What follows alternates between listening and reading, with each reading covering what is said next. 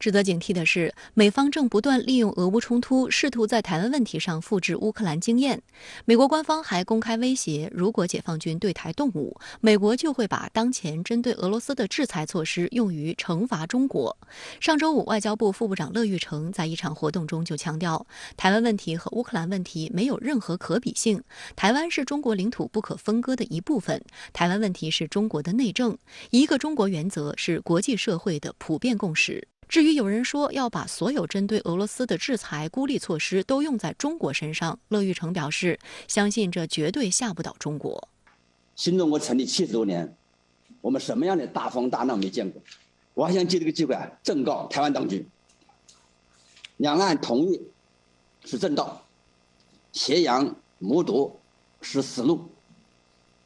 中国必须统一，也必然统一，这是历史大势，不可阻挡。相关话题来连线特约评论员刘和平。刘先生您好。美媒称，拜登政府正在向蔡当局施压，要求台湾购买更多所谓不对称性武器来抵御武统。那么您对此如何看呢？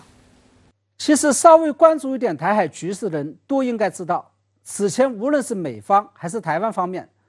都在反复强调要利用不对称性武器跟中国大陆打一场不对称性战争，但是在实际操作上并没有完全落实到位。体现在美国对台军售上，就是美国出售给台湾的武器还是以大而全为主，包括了很多常规性武器，尤其是用于陆上作战的常规性武器。然而在这次俄乌冲突发生之后，也就是乌克兰利用美方提供的不对称性武器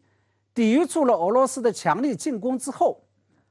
不对称性武器与不对称性的战争这样一个说法就被提高到了空前的高度。拜登政府甚至明确地告知了蔡英文当局，以后对台军售将不再出售常规性，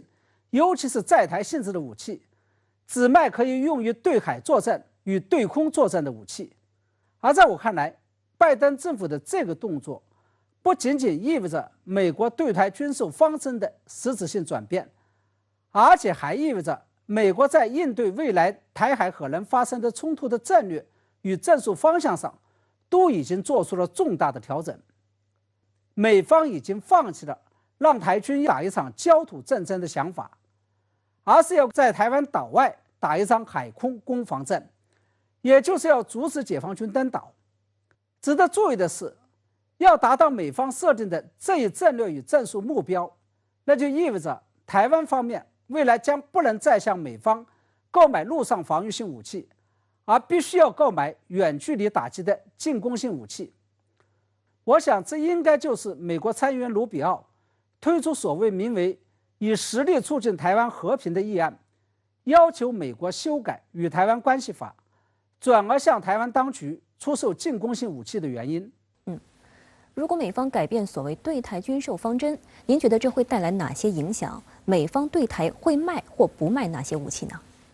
什么是对称性武器，什么是不对称性武器，全部都要由美方说了算，蔡英文当局毫无发言权。那么根据美方为台湾军方制定的决战海空与决战岛外的大原则，我认为美国对台军售将会在这么几个方面做出具体的调整。第一个是那些用于陆上作战的，包括 M1A2 主战坦克以及用于近距离打击的 MH-60R 海鹰直升机，未来都不会卖给台湾了。还有原先准备卖给台湾的 M109A6 自行火炮将会永久性的撤单，并且被海马斯多管火箭炮系统所取代。因为前者的射程只有区区20-30公里，根本就打不过台湾海峡，而后者的最远射程则高达300公里。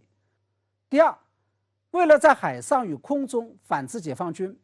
美国将会出售给台湾大量的空中预警机以及大量的反舰导弹，甚至是为了防止大陆海军利用潜艇封锁台湾海峡，还有可能会出售给台湾一些反潜飞机。第三，为了防止解放军对台军事设施进行远程定点清除，美军将会吸收乌克兰战场上的经验，向台湾出售大量的高性能的、可以精确制导且便于移动的单兵武器，包括毒刺导弹等等。